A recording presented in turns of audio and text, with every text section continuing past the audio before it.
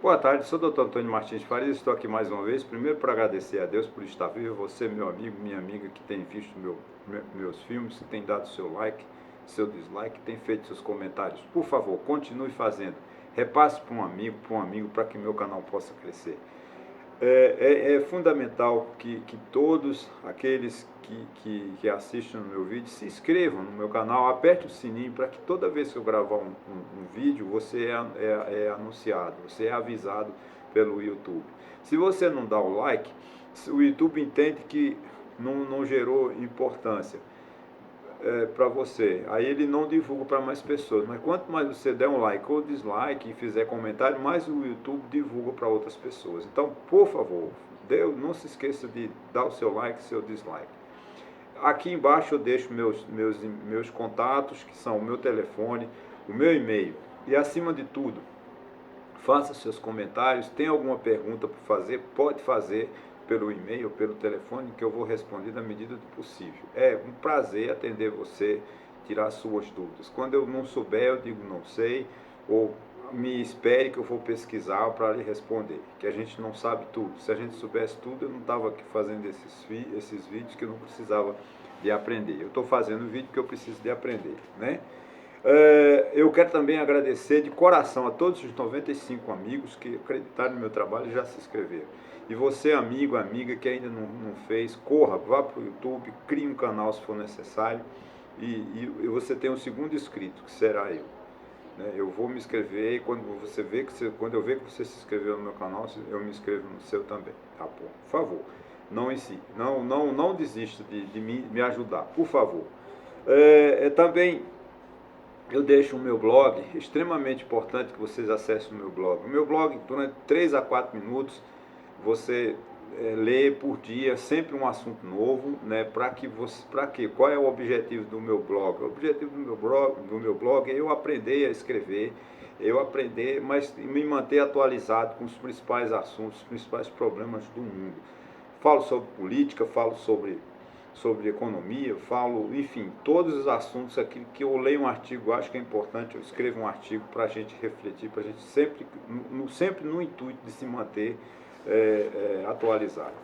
Bom, gente, hoje eu acho que qualquer assunto que eu falasse não teria importância, porque o momento que nós estamos vivendo, né, na verdade, desde o dia 24 de fevereiro, né, do mês passado, né, que hoje é 1º de março, quando eu estou gravando esse vídeo, que nós estamos vivendo uma nova era, um novo tempo, né? Tudo que nós vivíamos para trás não conta mais, faz parte da história. Não voltamos mais ao estado normal, como dizer assim, eu queria voltar antes de 2018, né, 2019, quando começou a pandemia. Não, esqueçam isso. E a pandemia já mudaria o mundo, já estava mudando uma fase do mundo, e agora com essa agressão da Rússia à Ucrânia, ela mudou de fato, mudou o rumo da história, mudou o rumo do planeta. Não temos mais condições de viver o que nós estávamos vivendo desde os anos de 1945, né, quando terminou a Segunda Guerra Mundial e até a segunda década, né, nós estamos entrando na terceira década do século XXI. Nunca mais a gente volta a ser o que era, porque essa agressão da Rússia mudou a história do país. Com o passar do tempo nós vamos desenvolvendo isso aí, porque a gente vai, no decorrer do meu vídeo, eu vou explicitar de maneira melhor porque que eu acho, porque que eu estou falando sobre isso. Eu me sinto ousado, abusado, né? Vocês podem até me chamar de usar e abusado, mas eu tenho obrigação, né, de me interessar, de me inteirar dos assuntos da política internacional, da chamada geopolítica, para que a gente, porque é uma realidade, é uma constatação que nunca mais a gente viverá um mundo como nós vivemos de 45 até fevereiro do mês passado, né, de 2022. Né? A guerra em si já é repugnante, né? Pois provoca perdas de vidas e retira a sensação de tranquilidade. Isso aí é truísmo falar disso, né? O certo é que o mundo, após a Segunda Guerra Mundial, não encontrou a paz, né? A Segunda Guerra Mundial parece que daria, foi tão cruel, tão desumana, que a expectativa é que com a criação da ONU, com a criação de vários organismos internacionais, como as organizações, os bancos de desenvolvimento, a Organização Mundial do Trabalho, da Saúde, enfim, que o mundo ia entrar no processo de harmonia. Muito pelo contrário, manteve-se sempre em conflitos. Guerras, claro, que não tiveram nenhuma proporção da Primeira e da Segunda Guerra Mundial. Mas tivemos a Guerra Fria, que foi o quê? A Guerra Fria foi quando os Estados Unidos e a União Soviética combateram Hitler em 1945, que eles estavam juntos os Estados Unidos e a União Soviética estavam juntos na batalha contra o nazismo. Só que quando a guerra acabou, o que aconteceu? Ficou uma potência comunista, a União Soviética, de um lado, e uma potência capitalista do outro. Então ficou esse confronto entre Estados Unidos e União Soviética, vendo quem tinha mais poder no mundo. Então essa guerra, a Guerra Fria, que foi estudado o nome de Guerra Fria, ela durou de mais ou menos 1940, 45, por aí, até 1989, quando houve aquela chamada queda do Muro de Berlim, quando que a Alemanha, né, era separada em duas Alemanhas, a Alemanha Oriental e a Alemanha Ocidental, uma comunista, outra capitalista. Em 1989, com o Boris Yeltsin, né, e o Papa João Paulo II, que trabalhou muito para isso, né, não era Boris Yeltsin, não, Gorbachev, né, que fez a chamada perestroika, rompeu o fim do comunismo, né, a União Soviética foi, vamos dizer assim, quase a bancarrota. Ela perdeu, com a queda do Muro de Berlim, se acaba o chamado mundo comunista, né, que hoje Bolsonaro vive naquele tempo. Bolsonaro tem medo de comunismo, como se o comunismo ameaçasse o mundo. O comunismo acabou em 1989. Mas mesmo assim, essa guerra, ela deu na década de 90, o início, ela veio, ela sumiu, a figura da Guerra Fria, ela desaparece do cenário mundial, mas as potências, né, ficam, a Rússia sofre um impacto, perde vários países, a própria Ucrânia era do Império Soviético, né? A Polônia, enfim, mas com essa queda, né, do comunismo, ela vai perdendo vários países, né, satélites da antiga União Soviética, ganham independência. A Ucrânia é um deles. Só que agora, esse conflito, porque está havendo uma mudança do mundo, o mundo ele não está mais no Atlântico, né, no Atlântico, aqui no Oceano Atlântico, o poder econômico do mundo não se concentra mais somente nos Estados Unidos, mas agora ele está para a China e está lá no Pacífico, né? A economia do mundo ela saiu do Atlântico, do tráfico do Oceano Atlântico, que está no Oceano Pacífico. E essa predominância, essa briga, é uma briga. Tem um comentarista de futebol no Rio de Janeiro, pelo qual tenho muito carinho, chama-se Washington Rodrigues, e ele dizia: Fla-Flu é briga de cachorro grande. Essa briga econômica pela potência, para saber quem é potência no mundo, é uma briga para, vamos dizer assim, plagiando o Washington Rodrigues, né? É uma briga para cachorro grande.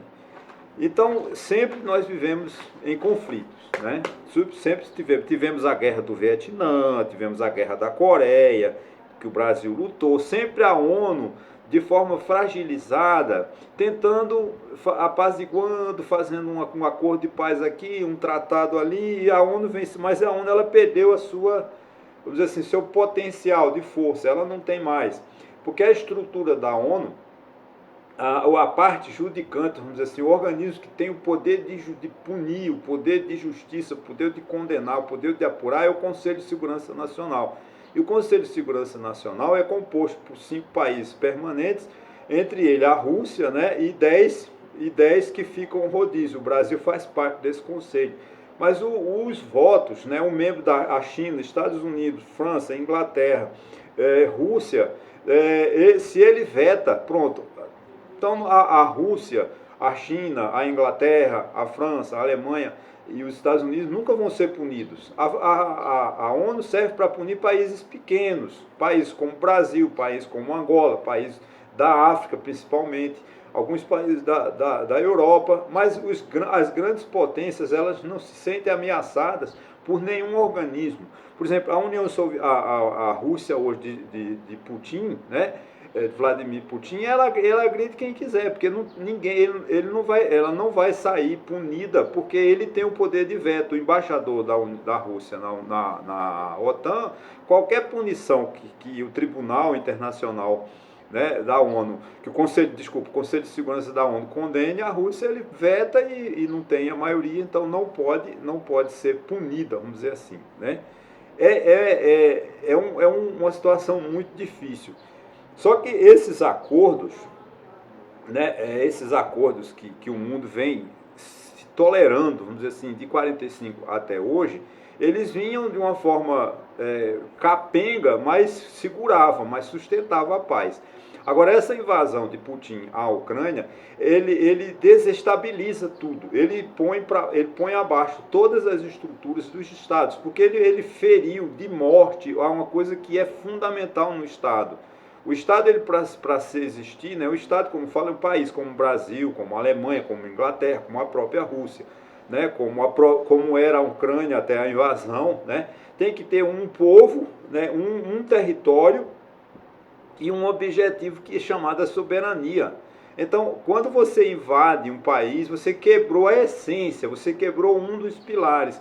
Então, o que o Putin fez com essa invasão à Rússia? Ele quebrou a soberania da Ucrânia e deu direito a todos os países. Agora os Estados Unidos pode fazer, querendo invade o Brasil a hora que quiser, a Argentina invade o Brasil a hora que quiser, o Brasil invade o Paraguai, agora vai porque virou bagunça. Havia um respeito desde o Tratado de Westfália, né, de 1648, que não foi especificamente um tratado sobre isso, mas naquele momento ficou consolidado que nenhum país mais invadiria o outro.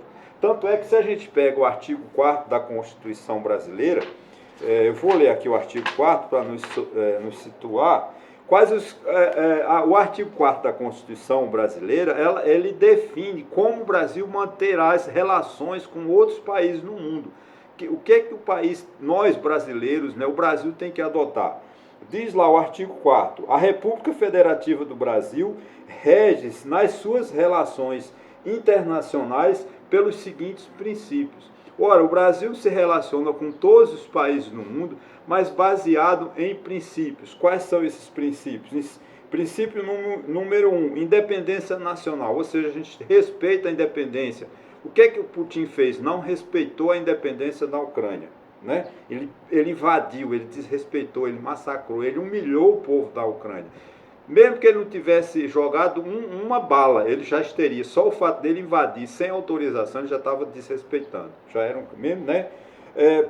Olha lá, prevalência dos direitos humanos. Como você pode preservar os direitos humanos da maneira estúpida como está sendo essa guerra?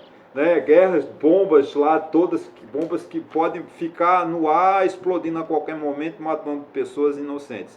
Querendo ou não, vai matar pessoas inocentes. É claro que uma lei marcial da Ucrânia já proibiu que homens de 18 a 60 anos saiam, porque vai ser vamos dizer assim, bucha de canhão, né? Porque uma pessoa como eu nunca dei um tiro, aí me chamam para ser soldado numa guerra, eu vou morrer, porque eu não tenho a mínima chance, eu vou ser bucha de canhão, uma expressão bem antiga nossa, né? Autodeterminação dos povos, ou seja, quem define o destino de um país é o seu povo, são os brasileiros que destinam o que querem fazer do Brasil. Se amanhã o Brasil quiser virar uma monarquia, determinar que um rei, é o problema do povo brasileiro. Então não tem que se meter, assim, deixa a Ucrânia entrar. O que o Putin está fazendo? Está fazendo isso para a Ucrânia não entrar na OTAN, para a Ucrânia não entrar na União Europeia, como se ele está aqui uma agressão dele, né?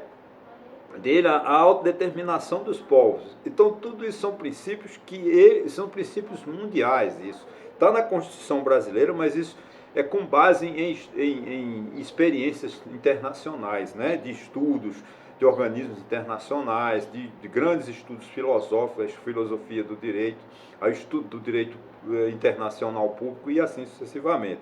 Que o Brasil Constituinte, em 1988, achou por bem incorporar no texto constitucional esses princípios que vêm sendo respeitados ao longo do tempo, né? Igualdade, vamos lá, princípio da não intervenção. Ora, a gente não pode intervir porque eu agora vou intervir porque a Argentina elegeu um presidente que eu não gosto dele, eu vou intervir na Argentina, eu vou intervir no México. Não, cada país que faça seu governo, tem o governo que queira, é uma liberdade de cada um. Porque são esses princípios que vão nos dar esse contorno de como vai ser as nossas relações, as nossas aproximações com esses países, né? Vamos sempre, né?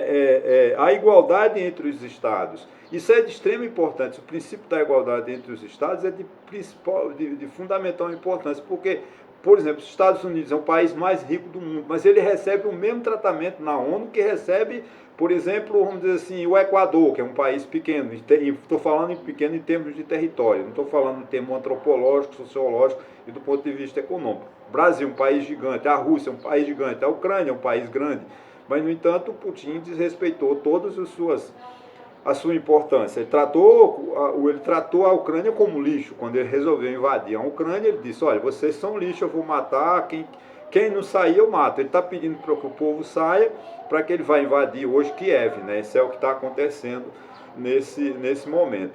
Então é muito difícil a gente falar de direito internacional, porque, primeiro que eu não sou um especialista, mas a gente tem que se apegar ao que diz a nossa Constituição, porque a nossa Constituição ela não foi inventada só para o Brasil, ela tem que ser respeitada no mundo todo. Então, todo mundo, quando pensar em ter uma relação comercial, uma relação diplomática, uma relação social com o Brasil, ele vai exatamente ler esses princípios.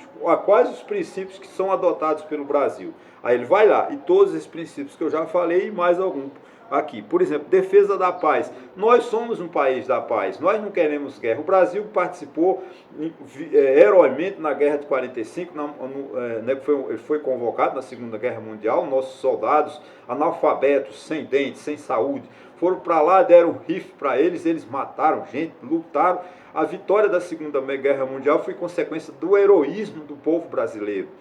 Então, essa é a importância que a gente tem que dar ao Brasil. Foram homens pobres, sem dentes, banguelos, como diz na linguagem popular, que pegaram em armas, que perseguiram, que foram contra o nazismo, contra aquele regime que pedia, que matava judeu, que matava homossexual, simplesmente porque eles se acham melhor.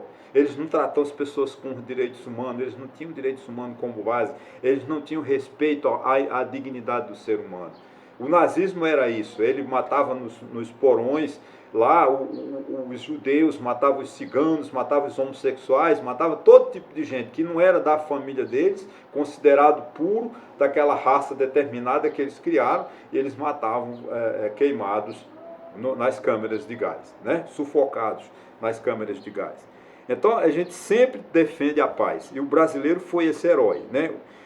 Claro, o Brasil teve guerras, invadiu já a Argentina, lá em 1800 e pouco, teve a Guerra do Paraguai, que é uma guerra que é até hoje muito estudada. Nós fomos vamos dizer assim, cruéis contra a guerra contra os paraguaios, mas o Brasil é um país que sempre prezou pela paz, né? O Brasil sempre, desde que tem organismos internacionais que lutam pela paz, que o Brasil faz parte desses membros, sempre consignando, sempre assinando, sempre apoiando, sempre nossos embaixadores são heróis no mundo, respeitados no mundo inteiro, devido a isso, ao grande conhecimento dos nossos embaixadores, né, dos nossos negociadores internacionais, né? Nós só estamos virando palha nesse governo de Jair Bolsonaro, que ele realmente quis acabar com o Ministério das Relações Exteriores, colocando pessoas que não tinham o mínimo preparo e que ele se vangloriou. Não é mentira, não estou ofendendo ninguém, porque o ministro das Relações Exteriores do Brasil, tal de Ernesto Araújo, se vangloriou porque tinha tornado o Brasil um estado pária no mundo, como hoje, nesse momento, se encontra a Rússia. Então, vamos lá, a solução pacífica dos conflitos, isso é o que a gente sempre deve buscar.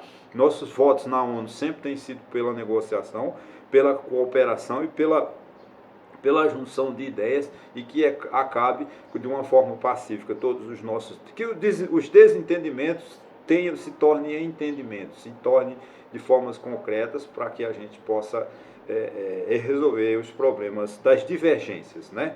Sempre falo regimes democráticos, que a gente tem que rediscutir o processo, o conceito de democracia que nós estamos acostumados a estudar desde 1940, todos os tratados sobre democracia nós temos que repensar, porque a democracia é a convivência com os contrários. E, na verdade, o que Putin está fazendo exatamente não tem nada de democrático, porque ele não respeitou os contrários. Se ele não gosta do povo da Ucrânia, se ele está insatisfeito com o povo da Ucrânia, que tentasse discutir de forma democrática. Mas não, ele preferiu a agressão, a violência.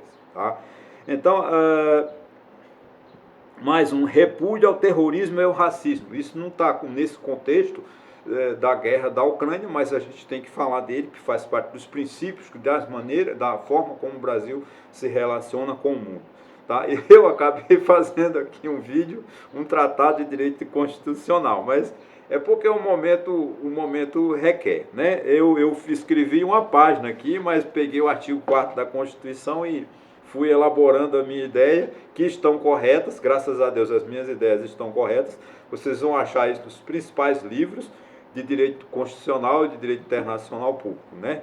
Que são os compromissos, os princípios que regem a forma como o Brasil enxerga o mundo, como o Brasil se relaciona com o mundo. É tudo dentro da paz, do respeito, da fraternidade, do respeito à autodeterminação dos povos e assim sucessivamente. Ok, gente, eu tomei muito tempo de vocês, o assunto é triste, né? O assunto fala sobre a guerra, é muito triste, mas eu acabei dando aqui uma aula do artigo 4º da Constituição, né?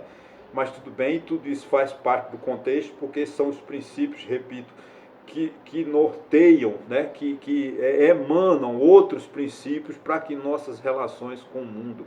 Porque eu me sinto muito orgulhoso do meu país. Pelo seguinte, eu morei 40 anos, né, fora de Serra dos Bois, né? Com meu amigo, fazer uma homenagem ao meu amigo Wagner Winter. Ele diz assim, né, de Serra dos Bois para o mundo, e é mesmo. Eu sou Antônio Martins Farias, né, nasci e me criei num lugar chamado Serra dos Bois, e estou falando hoje para o mundo, então é de Serra dos Bois para o mundo. Eu percebi, né, esses 40 anos que eu vivi fora, o racismo, o preconceito que temos internamente no Brasil é contra os nordestinos, né? O paulista, o carioca, o mineiro, ele tem um ranço contra o nordestino, muito forte. Para eles o nordestino é um lixo, vamos dizer assim, né? Uma coisa depreciativa. Isso tem mudado, mas nos anos 30, nos anos 40, a história mostra quanto o nordestino foi discriminado. Mas graças a Deus o Brasil tem uma relação com o mundo. Não tem uma família brasileira, né, que não tenha uma ligação com a Ucrânia, com a Rússia, com a França, com Portugal. Nós temos famílias do mundo inteiro. Então o Brasil não é um país isolado. O Brasil é um país que tem cultura do mundo inteiro. Nossa África, toda a nossa cultura é da África, nossa comida é africana, nossa música, principalmente a música nordestina, o aboi, por exemplo, é árabe. Então não falta local do mundo que o Brasil não tenha a sua ligação. Ligação do ponto de vista social, do ponto de vista sanguíneo, porque são relações de famílias e também nós temos relações espirituais, né? Eu acho que o fecho, né, do meu vídeo é que o Brasil vive espiritualmente ligado com o mundo, e essa riqueza que nós temos a gente não pode perder. Esse amor que nós temos pelo mundo, a gente precisa acabar, né, encontrar a paz interna, que nós estamos muito desunidos. A violência está muito forte no Brasil, principalmente com a classe mais pobre, principalmente contra os negros. Tem uma política muito grave contra os negros, contra os homossexuais. Nós temos que resolver esse problema, nós temos que resolver diversos problemas, mas a gente não pode perder esse elo, essa importância desses princípios que eu acabei de mencionar, como a gente se relaciona com o mundo, porque em toda parte do mundo eu sinto que eu tenho um pedaço de família. Eu tenho família na Rússia, eu tenho família na Espanha, eu tenho família em Portugal, eu tenho família na África e assim sucessivamente, porque de fato tem. Quando a gente vai procurar na genealogia, nós vamos encontrar nossas relações familiares com o mundo todo. Ok, gente? Olha, muito obrigado. Desculpa, eu tomei o tempo de vocês, mas eu acho que valeu a pena. Eu estou feliz com esse vídeo, porque acho que Deus me inspirou e eu falei desses princípios. Eu tinha medo de falar do artigo 4º da Constituição, mas falei de uma forma muito boa. Eu tenho certeza que você vai aprender muito, você vai se sentir muito feliz assistindo a esse vídeo até o fim. Muito obrigado mais uma vez e um abraço. Até a próxima.